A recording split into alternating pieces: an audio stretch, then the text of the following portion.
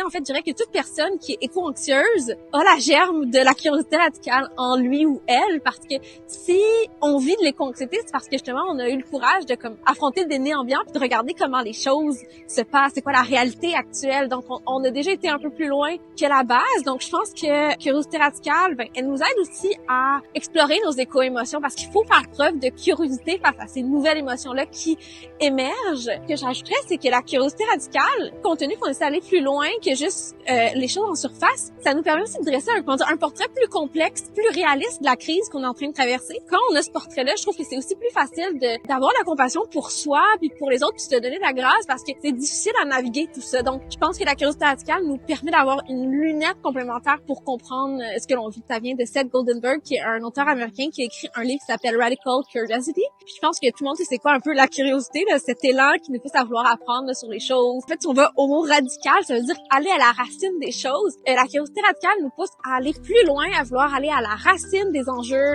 ou des situations qui nous touchent. C'est aussi, en fait, quelque chose qui nous pousse à penser à l'extérieur du cadre, à l'extérieur de la boîte. Donc, la curiosité radicale, pour nous, c'est une posture qui nous invite à, en fait, à être proactif, à se rappeler qu'on fait partie des écosystèmes qu'on fonctionne puis qu'on a vraiment un rôle à jouer dans le changement.